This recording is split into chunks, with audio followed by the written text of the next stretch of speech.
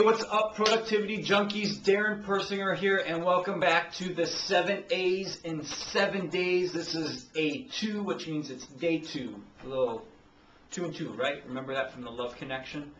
If you remember that from the Love Connection, if you know what I'm talking about, send me a message on Twitter and say I know what the 2 and 2 meant, Darren. I want to talk to you guys today about the second A, which is availability in my 7 A's.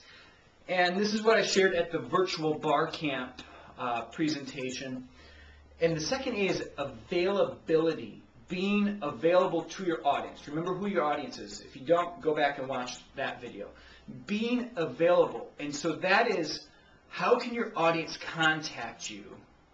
And where can they contact you? Okay, so how can they contact you? Where can they contact you? But more importantly, how do they, as your audience, want to contact you? What is comfortable? What is natural for them? What is their preferred method?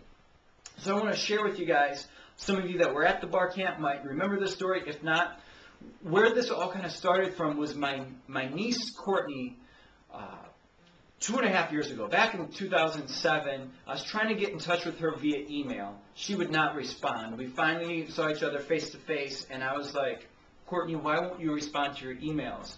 And her response was, Uncle Darren, why would I ever look at my email? Why would I check my email?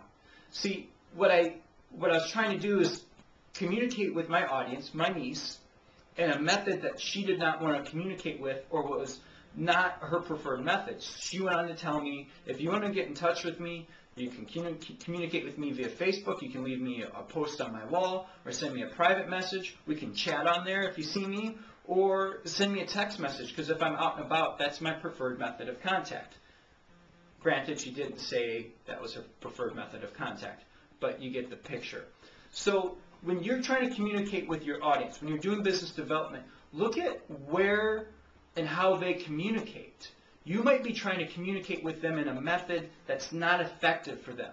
I want to give you an example of someone that I think really, really gets it, and that's Ian Watt, a realtor up in Vancouver, Canada. If you want to check out his website, it's ianwatt.ca. What I love about Ian, if you go there and you watch his video blogs as he's talking to his clients, he ends every single video with, and you can always email me at ianwatt@ianwatt.ca. Thank you very much and have a great day. See, Ian knows that his audience is going to feel comfortable and will contact him via email. I know Ian's on Twitter. I know he's on Facebook. I connect with him in those spaces. But he knows that not everyone on his audience is going to be there. So look at where your audience is and how you're available to them. The question I have for you is, how are you going to make it easy for your audience to communicate with you? How are you going to make it easy for them to communicate with you? How are you going to be available?